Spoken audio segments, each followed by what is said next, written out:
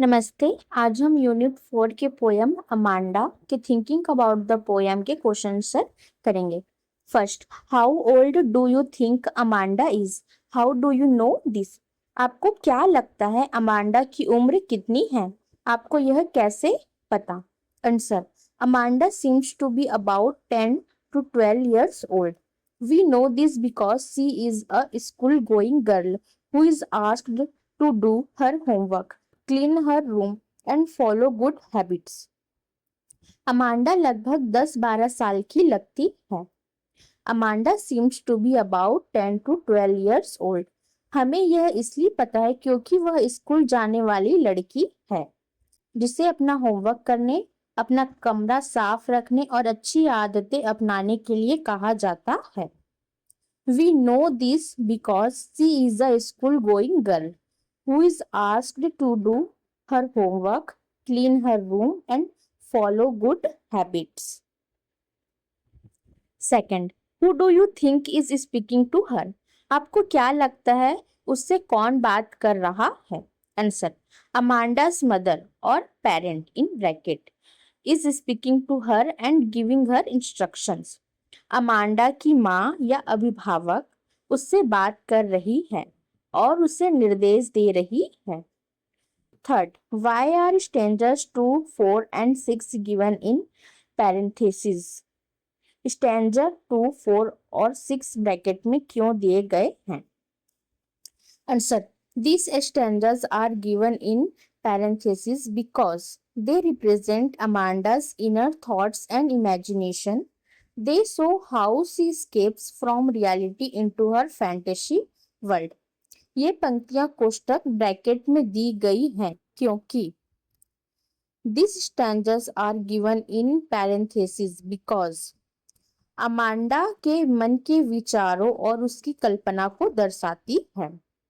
They present Amanda's inner thoughts and imagination. ये दिखाती है कि वह असलियत से दूर अपनी कल्पनाओं की दुनिया में कैसे खो जाती है। दे show how she escapes from reality into her fantasy world. Fourth, who is the speaker in stanzas 2, 4 and 6? Do you think this speaker is listening to the speaker in stanzas 1, 3, 5 and 7? Stanza 2, 4 और 6 में बोलने वाला कौन है? क्या आपको लगता है कि यह बोलने वाला स्टैंजा 1, 3, 5 और 7 में बोलने वाले को सुन रहा है? Answer, Amanda herself is the speaker in the stanzas 2, 4 and 6. No, she is not listening to the other speaker because she is lost in her own imaginative world. Amanda खुद ही स्टैंजा 2, 4 और 6 में बोल रही है। Amanda herself is the speaker in stanzas 2, 4 and 6. नहीं, वह दूसरे व्यक्ति की बात नहीं सुन रही है। No, she is not listening to the other speaker क्योंकि वह अपनी ही ख्याली दुनिया में खोई है। Because she is lost in her own imaginative world. Fifth, what could Amanda do if she were a mermaid? अगर अमांडा मरमेड होती तो वह क्या कर सकती थी? Answer, if Amanda were a mermaid she could drift freely in the calm sea and enjoy complete freedom without any restrictions. अगर Amanda जलपरी होती, if Amanda were a mermaid, तो वह शांत समुद्र में आजादी से घूम सकती थी। She could drift freely in the काम शी, और बिना किसी रोक टोक के पूरी आजादी का मजा ले सकती थी। And enjoy complete freedom without any restrictions. 6, is Amanda N orphan? Why does she से सो? क्या अमांडा अनाथ है? वह ऐसा क्यों कहती है? Answer, no, Amanda is not an orphan.